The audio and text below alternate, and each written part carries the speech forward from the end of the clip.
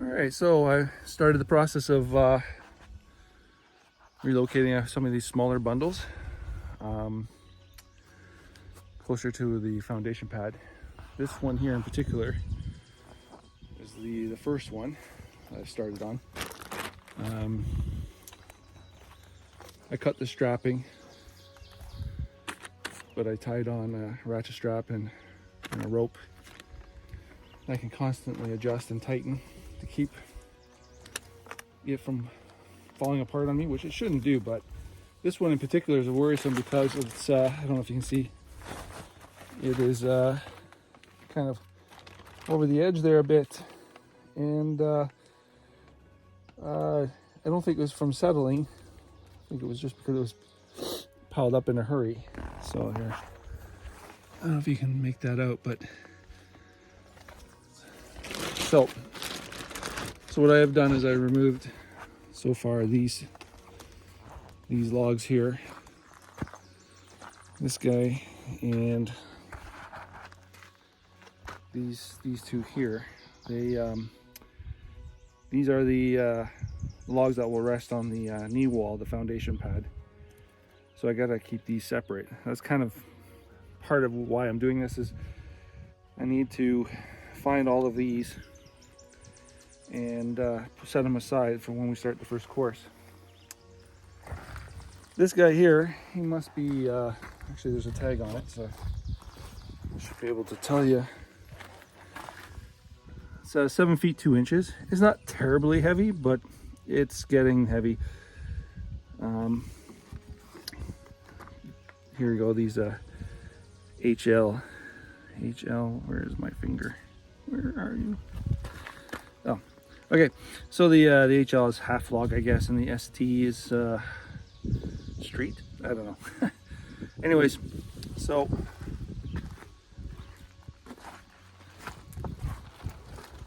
slowly working on this one here. So as I move a log from this side, I shuffle things over this way to help reduce the downward load over here to prevent it from teetering.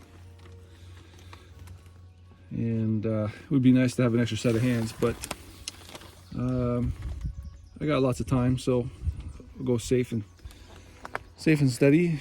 Use gravity to my advantage. I got a hand truck. Got a couple of dogs here to supervise. So this is the first one. There are no more half logs in this one, so hopefully get this done in no time, and I will get back and show you the results of my efforts. Okay, I'm back. The magic of video editing. About 2 hours, 2.5 hours has gone by. So here's the that pile of wood, or I should say logs, on the pad now.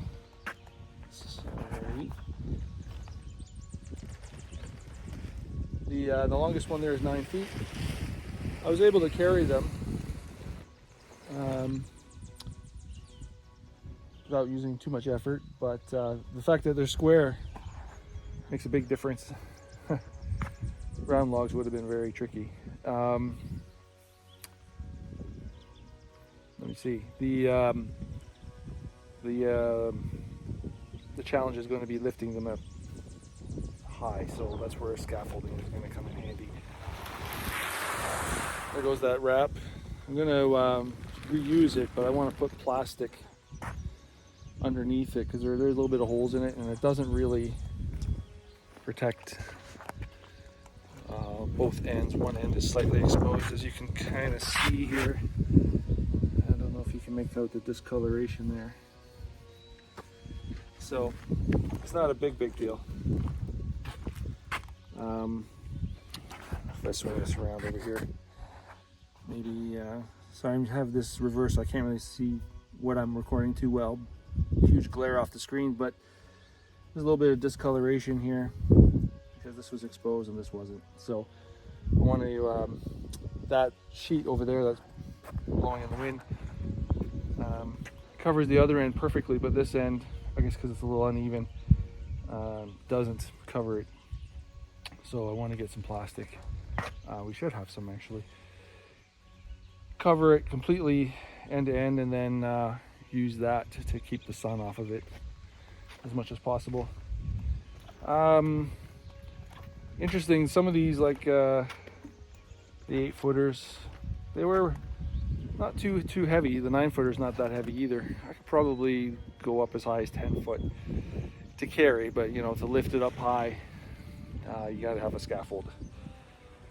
The reason I say that again is because you can really get a sense of the moisture content. Some of them have a little bit more moisture than others, and the weight is noticeably different. So here are those half logs. I'm going to go through and get them set up over here. We're going to run 2x6 pressure treated wood, as also known as a sill plate. There's going to be a sill gasket, which is basically a thin piece of plastic. Special plastic, not just any kind of plastic. And then the 2 rows of 2x6s, which is what that pile is right there. So I can lift the whole thing up all by myself. Whoa, no, just kidding. Anchor down those sill plates, and then screw these into the sill plates. So the sill plates need to be somewhat square. That's true, but more important that the first course of logs are absolutely as square as possible. So that's what I'm waiting to do, and that's what I'm setting up for. I'm going to move a couple more of those bundles. I'm going to take a break first. Black flies are relentless. My friends, the dragonflies, came by and helped me with the smaller critters, but the black flies, they were something else.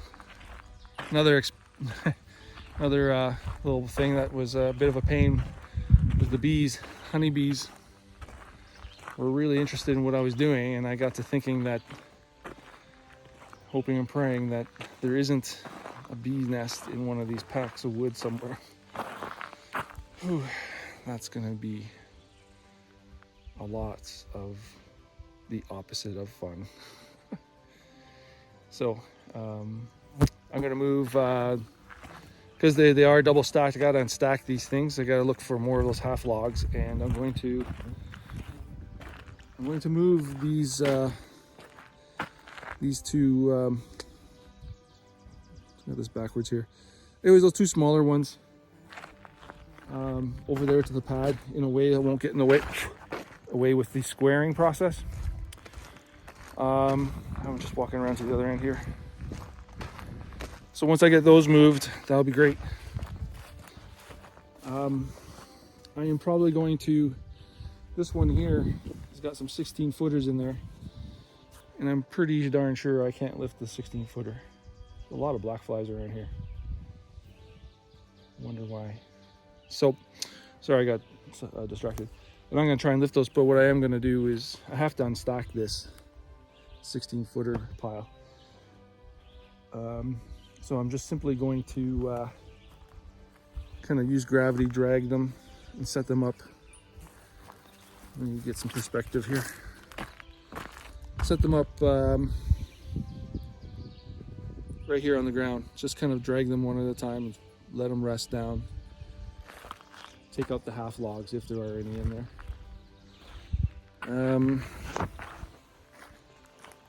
I have to unstack those as well over there too, obviously. So you can kind of see that one there is leaning. So I'll probably work on that one first, actually, before I get too far into other things. And this is probably because the ground is not the best, so I think I'll do that one next. Because it's leaning, I will maybe after a break, these flies go somewhere else. Let's tackle that. There's some pretty big flies here. I don't know if you can see them. They're huge. There's a lot of them here, and I don't know why. I'll have to look that up. Anyways, so that's that. Time for break. I started at about 10:30 and it's about 12 something right now. And I'm not going to show you anymore, but this is what I'm doing in preparation for the first course. Stay tuned.